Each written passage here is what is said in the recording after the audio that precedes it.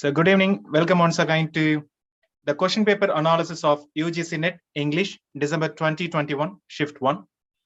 And this analysis is presented by Professor Academy, Chennai. So let's go to today's discussion. So we are going to look at questions from 31 to 35. 31. According to Longinus, which two of the following qualities apply to great poetry? So we have four statements here. Capital A, it must be the work of genius of an inspired person. Capital B, it must cause a feeling of melancholy in the reader. Capital C, it must employ devices of rhetoric. Capital D, it must please selectively and on special occasions. Then we have four options. Option A and C only. B, A and B only. Option C, B and D only. Option D, C and D only. You need not be, frightened by this type of questions. So even without reading Longinus and his work, these kind of questions can be answered. What you have to do, think logically, because it has something to do with poetry in general. You have to eliminate two options or two statements so that you can narrow down at least one or two options. Let's see. Do you think it must cause a feeling of melancholy in the reader?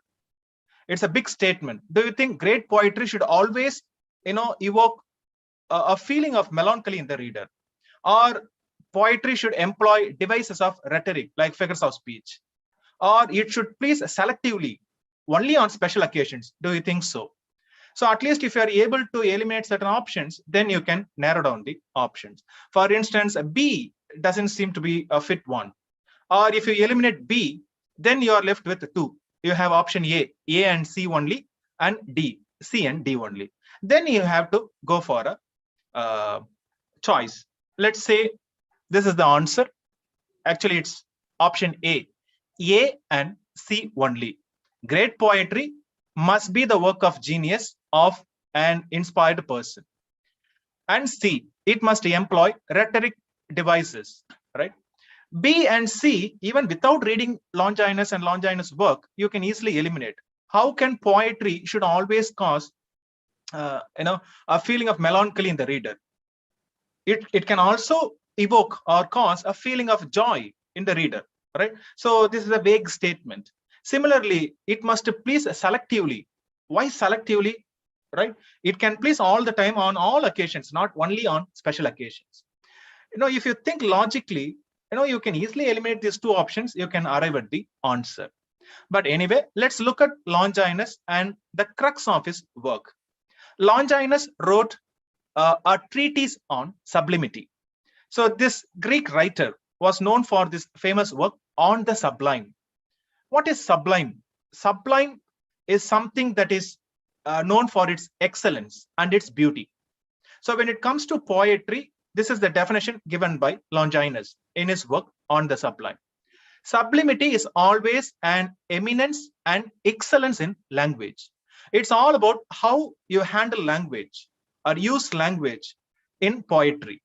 So you have to use it in such a way, it should please the readers. So this is the definition given by Longinus. And for the following discussion, I'm following this book or this translation because it was written in Greek by Longinus, translated by A.O. Prickard. It was published by Oxford in 1906. So I'm using this translation. There are a lot of translation. I'm going for this one. And in this work on the sublime, Longinus says there are 5 sources of lofty style. So if you want to excel, in employing language in poetry, these are the sources, from which we get that sublimity. Number 1, the faculty of grasping great conception. A writer should have the faculty, in a sense, reason or genius. He should have or she should have the genius to grasp great concepts, great conception, to come up with something new. So if a person doesn't have that kind of a capacity, then that person cannot come up with a lofty style or achieve sublimity in poetry. Number two, passion. The writer should known for, the writer should brim with passion, strong and impetuous, not halting. It should be spontaneous. So a kind of a passion for writing or passion for imagining things, that should be there. So that will lead to sublimity, achieving sublimity. Then the third one, the proper handling of figures, rhetorics or figures of speech, figures of thought. Also, it also includes figures of diction, words. Then the fourth one, noble phraseology. So how you combine words and make a beautiful phrase out of it. All right. So when we think of certain poetry, we also think of its coinages there. All right. Similar way, under it we have to know, we have to go for choice of words, use of tropes, kind of a metaphoric language or connotative language or figurative language, and of elaboration. You have to elaborate or go for comparison or conceit. And final one, fifth one, dignified and spirited composition. So composition, when you compose poetry, you have to compose it in a dignified and spirited way. When people read, it should excite them. So they should feel its dignity and that passion in your composition. So these are the 5 sources of lofty style. So if you want to achieve sublimity in poetry, then there are also dangers. The dangers to which genius is exposed. Sometimes, people want to, or writers want to achieve sublimity, they commit these mistakes. Number one, turgidity. Turgidity. What is turgidity? Swellings, hollow or unreal. It means something out of the ordinary, in the sense you want to come up with something majestic and you want to go for grandeur. So what you end up writing something bombastic, something people can't understand, very very very swollen. So it goes out of ordinary, hollow. It sounds hollow and unreal. So you want to achieve something big, but you end up creating which readers cannot relate with. So simply put, it's a kind of trying to achieve grandeur, grand style, but end up creating only hollow or with nothing out of there is no substance at all in your comparison or in your language. Then the opposite to this is purality. Puerility. Here again, it's a kind of an overdose. We try to come up with pedantic conceit, comparisons, very majestic or very grand comparisons, but it sounds unusual, artificial, and it becomes nonsense and affectation, kind of a show off. So it sounds silly. So purality means silly. So the earlier one, we try to achieve something grand, but end up sounding nonsense, sounding weak and dry. Here again, we go for that, but we sound silly. Purality means kind of a childishness, right? And the third fault is parenthesis, or Parenthysus, which means passion out of place and unmeaning. In the earlier one, he said one of the sources for sources of sublimity, passion. Sometimes too much passion in the wrong place can spoil your work. Sometimes that particular event doesn't warrant that kind of a passion, but you are so passionate that creates something strained or a kind of a vulgar one. There is no need for that. In that place, you should have gone for kind of a restraint. You should have controlled yourself. But instead, you go out of place and you create something which doesn't need there. Okay, that is parenthesis. Simply put, unrestrained where restraint is needed. Right? You should have controlled yourself. In that place, it doesn't need that kind of a language.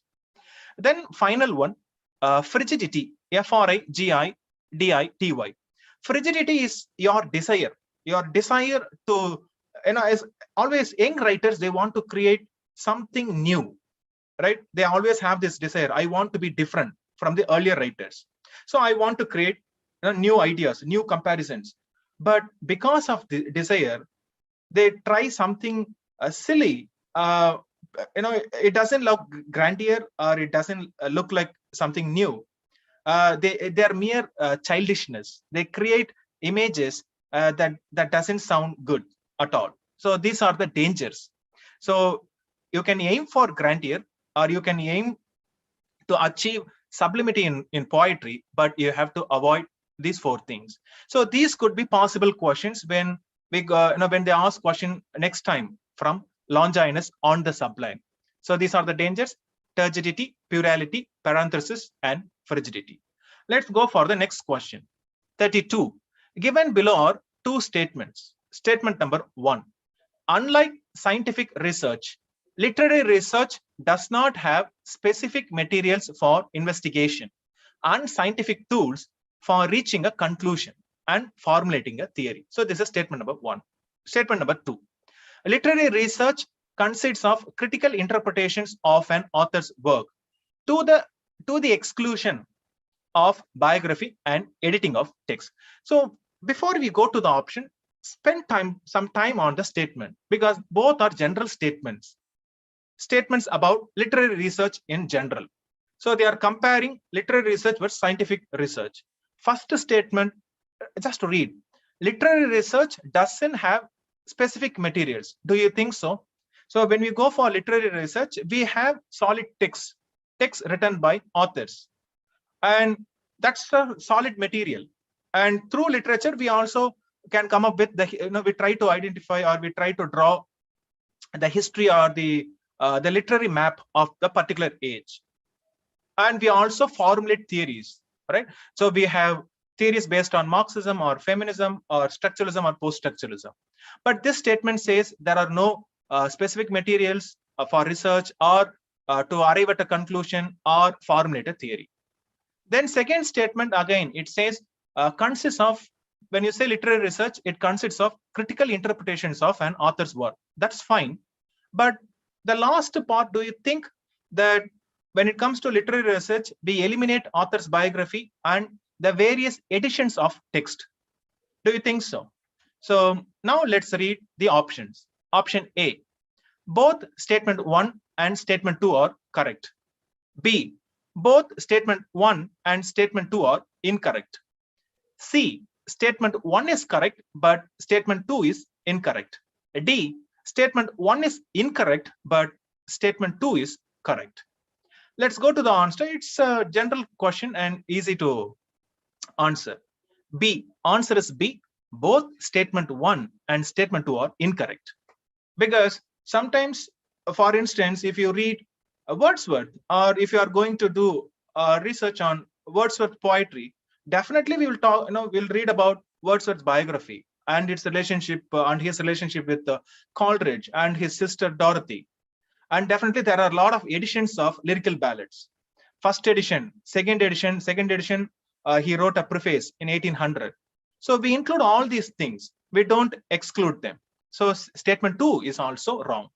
Statement 1 is definitely wrong, because we have solid materials to do research on literature. So next, let's go to the next question. 33.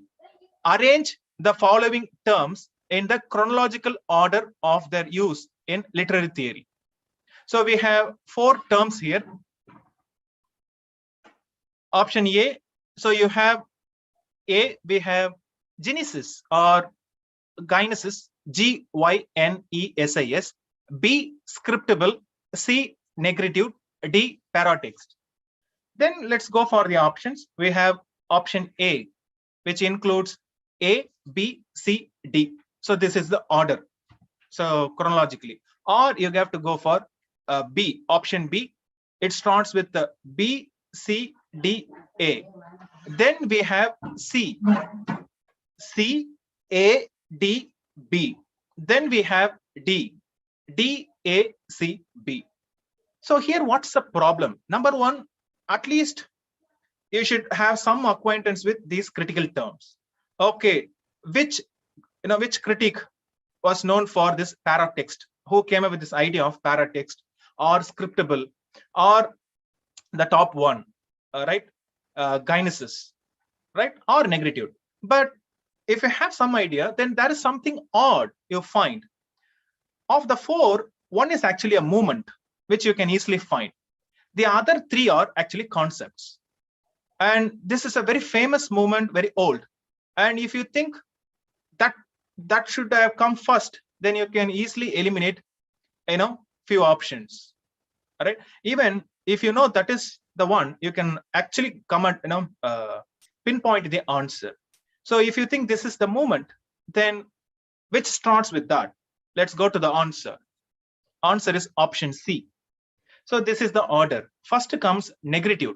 So Négritude was a movement, a black movement, right? Started by French writers, French black writers. So if that was the movement, that was a very old movement. Others came later. If you know, sometimes this is how we get lucky.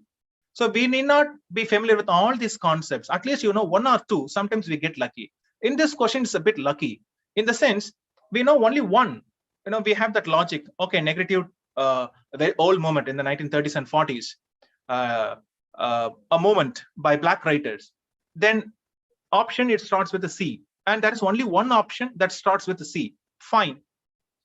But I have to tell you, this question is a bit tricky. I don't think question setters worked a lot in this question because there is something, there are some discrepancies. I don't think this is the right order. C, Négritude, A, Gynesis, then D, Paratexts, and B, Scriptable. I don't think this is the right order, but anyway, this should be the possible because there is no other alternative here, because this is the only option which starts with C. But anyway, let's look at all these concepts by and by. Number one, we have Négritude. Négritude was a movement in the 1930s, 40s, and 50s in France. It was started by Francophone, French-speaking black intellectuals and artists. Major three writers under this movement. We have Leopold Senghor, Senghor, then Aimé Césaire, Cesare, then Leon Damas, Damas. So sometimes this might be a question: which of the following writers doesn't belong to Négritude? So if you know these three writers, then you can eliminate the last one, right? And also get to know some of the works written by these writers. So we have this famous play by Aimé Césaire, A Tempest. It was written in French originally, then was translated to English. A Tempest, it's a retelling of Shakespeare's The Tempest. So in this play, more importance is given to Caliban. Caliban, who speaks against Prospero. Caliban, who is equally powerful, because Caliban's mother was a witch and she was known for her magic. So naturally, Caliban inherits her magic qualities or power. So Caliban can also fight with Prospero, and Caliban can speak, and Caliban decides to fight alone, not going for Trinculo or Stefano. All right. So if you are interested, you can check out this work. Next, go for next concept, Scriptable. Scriptable, sometimes Tible. So there are two concepts. So when we have to discuss this concept, we also have to discuss another concept. These two concepts, number one, we have readerly text. In French, lisible, L-I-S-I-B-L-E. Then we have writerly text. It is scriptable. So we have two concepts. Both were introduced by the critic Roland Barthes in his famous book, S by Z. In this famous work, published in 1970, so he came up with these two concepts. Number one, he classified text, especially novels or any text, any literary text, not just novel, any literary text for that matter. Two divisions. Number one, literary texts are generally a group. They are readerly text in the sense they don't throw a lot of challenges to the readers. They just take the reader along. So a reader doesn't need to participate in the text. So reader becomes a passive consumer, right? This is a readerly text, a text that doesn't allow or doesn't invite readers to contribute or be active in their reading. Whereas on the other hand, we have writerly text, scriptable. Here, this text, or especially postmodernist text, like Italian writer Italo Calvino's If on a Winter's Night a Traveler, or any modern or postmodernist text, they challenge, I mean, they throw challenges to the readers, and readers are invited to participate in the meaning making or reading process, right? Or construction of the novel itself. So they become active participants. So these types of texts are called writerly text. So this is the difference, readerly text and writerly text. Then let's go for about readerly text. Classic novels or classic novels like Victorian novels or Dickens, Oliver Twist for that matter, is a readerly text. It just takes you through, it presents a world, and we faithfully follow the story. That's all. Our contribution is actually less, right? Then next concept. So next concept we have, it's a concept or created by, or the term coined by Alice A. Jardin, Jardin, and she wrote a book called Gynesis or Gynesis. So we have this term gynecology, right, or gynocritism. So we have this prefix or a kind of a base, right? Gynesis, gyn means refers to female, right? Gyneca, right? So gynecology, something to do with female, or gyna means female. So it's a kind of a blend word. Gyna, female, then Genesis. Genesis refers to origin. So if you are going to look at the position of women or role of women in the origin stories, right? The origin stories in the creation of the world, or in the ruling of a country, there are a lot of theories, and women were not represented properly in those stories, right? So if you go for, or if you revisit those stories, and if you try to find out the role of women in that stories, then what you are doing, we are going for Gynesis, Gynesis. So kind of women, their position in the origin stories. So this is a famous work by Alice A. Jardin, a feminist, known for this work. Subtitle of this work, Configurations of Women and Modernity. So simply put, this is the definition offered by the author, and the book was published in 1985. So this is the definition she gave. Gynesis simply means the putting into discourse of women. Discourse kind of stories. There are a lot of theories and stories about the creation of the world and other things, or major concepts or thinking process. There, women were not represented properly. Now is time we revisit those stories and we try to read the role of women in that. So that is the putting into discourse of women. So that's the definition. Simply put, this is what we do. The transformation of women and the feminine into verbs, active participants, their role, their active role at the interior of those master narratives. There were stories which we accepted without questioning, right? So we revisit those master narratives and we try to find out the role of women and their active present or active participants or their presence there. So if you go for that and if you reread, because of this process, we create a crisis. So we create a crisis or rupture the entire structure, already existing structure. So this is the purpose of this term, right? And what is the end? So this is a kind of a transformation process. So Gynesis is simply a process of reading women in master narratives, right? Because of that, what we go in the there's a kind of a horizon. So there is no end at all. It goes on and on. There is no end. Oh, this you do this and it stops here. No. So what we go, because of this, it leads to something called, she comes up with, Alice A. Jardin comes up with another term, Gynema, Gynema. So what is it? It simply means a reading effect. So because of our rereading or reading the position of women in already existing stories, it creates an effect, right? It triggers a kind of domino effect. It goes on and on. So that process is called Gynema. So simply put, a woman in effect that is never stable and has no identity. So we disturb the existing structures and it goes on and on. So this is another concept. Then we have paratext. The term was coined by the French critic Gerard Genet, Genette, Gerard Genet, Gerard, Gerard Genet. In 1787, this book came out, Paratext, subtitle, Thresholds of Interpretation. When you say paratext, paratext refers to anything that contributes to the meaning of the text. So that would be a simple definition. In the sense, when we buy a book or when we read a book, what we do, we look at the cover. There are images on the cover.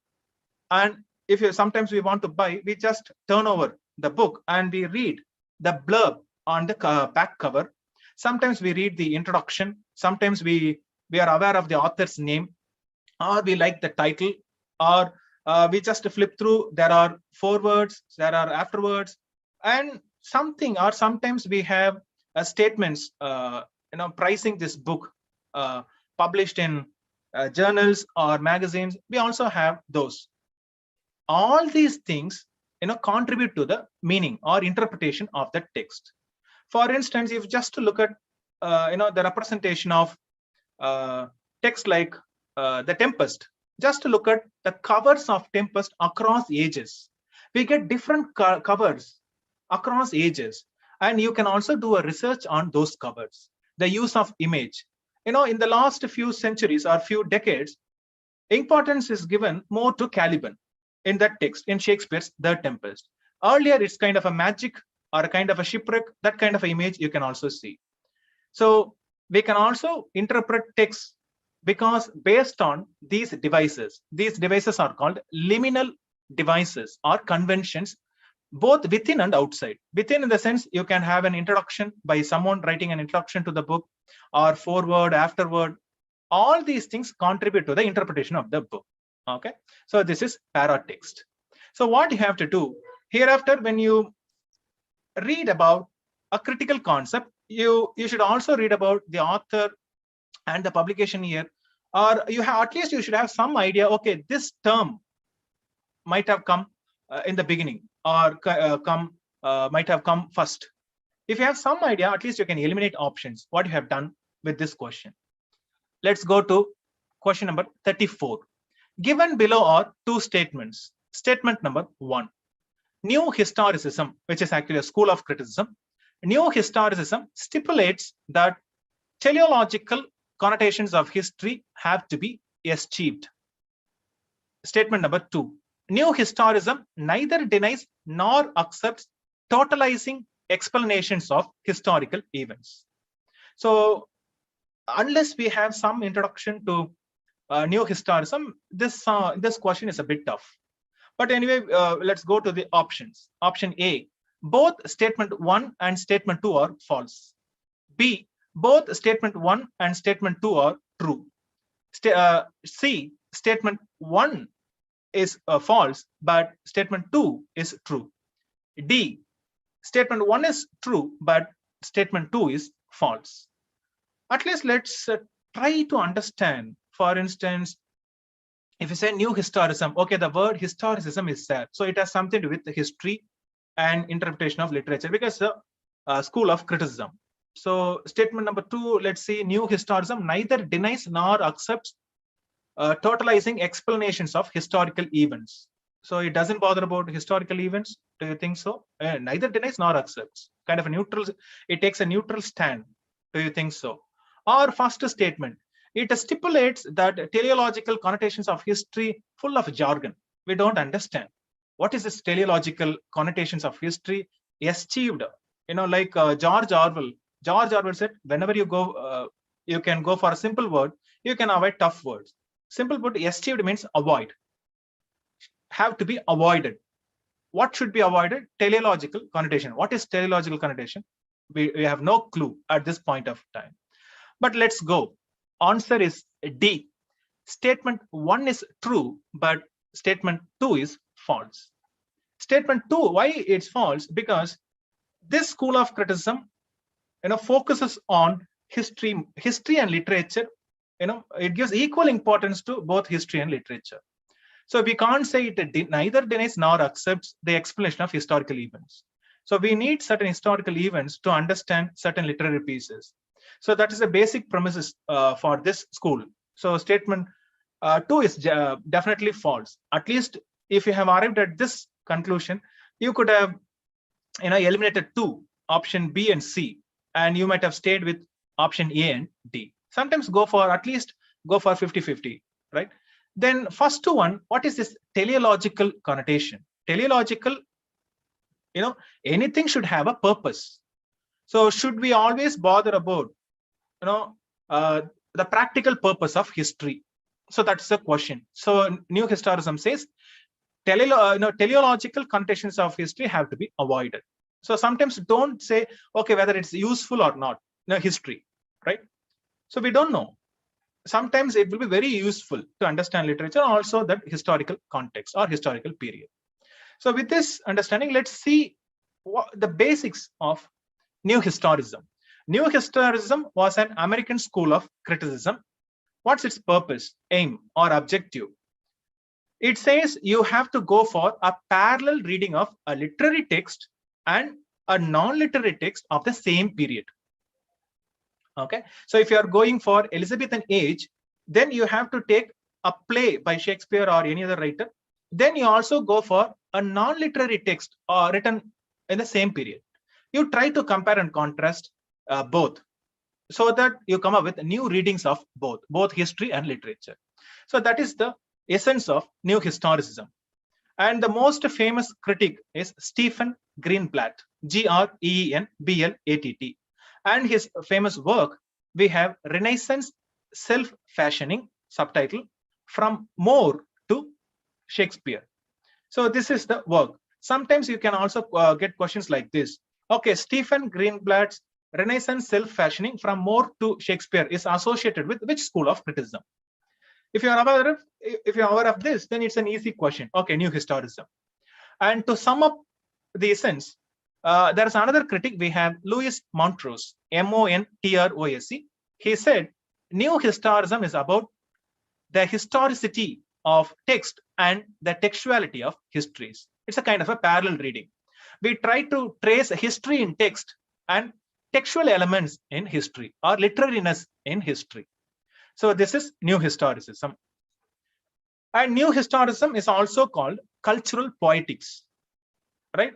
So how culture is made, poetics refers to making. So how it is made? Through literature.